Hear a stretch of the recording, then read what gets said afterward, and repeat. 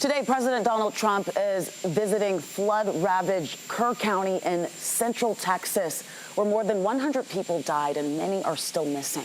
The president's week also included a visit from Israel's prime minister and a cabinet meeting. So we want to bring in NBC's Kristen Welker, moderator of Meet the Press. So, Kristen, you will have Kristi Noem, the Secretary of Homeland Security, on Sunday's show. Her agency, of course, oversees FEMA, and there are some questions by some about the response to those Texas floods. Faith, great to be with you. It has been a somber week for Texas and, quite frankly, the entire country. I had an opportunity to speak exclusively with President Trump.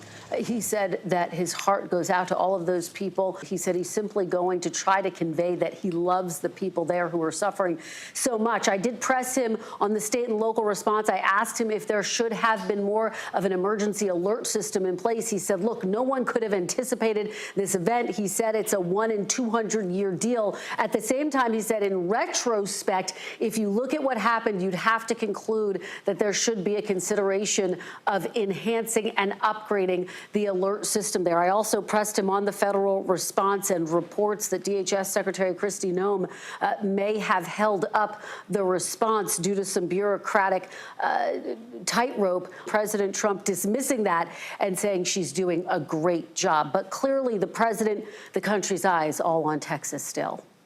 That's right, Kristen. And we know that it's been a very busy week for President Trump. You mentioned that you spoke with him on the phone. And right now, there's a lot of talk about tariffs.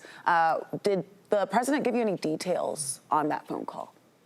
Well, the president said he does plan to impose blanket tariffs anywhere from 15 to 25% against countries. That came before he announced that he was imposing 35% tariffs on Canada, one of the United States' largest trading partners, of course, increasing the amount of tariffs against Canada. Look, my big takeaway from my call was that the president is defiant in his tariff policy. He's not pulling back, despite the fact that there has been some volatility in the markets on Wall Street and on Main Street in the wake of his tariff policy, in part because of all of the uncertainty. I asked him, for example, about the announcement by toy maker Hasbro that it plans to increase its prices ahead of the busy holiday shopping season. The president said he's not worried about that. He said that if Hasbro made its toys with American-made goods squarely here in the U.S., it wouldn't have to increase prices. But from a number of CEOs all across the country, small businesses and large, there is some consternation about the volatility and uncertainty.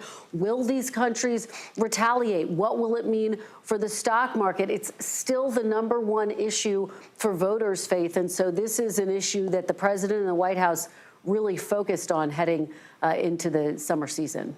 Meet the Press airs Sunday morning at 10, followed by the Georgia vote. Kristen, thank you so much.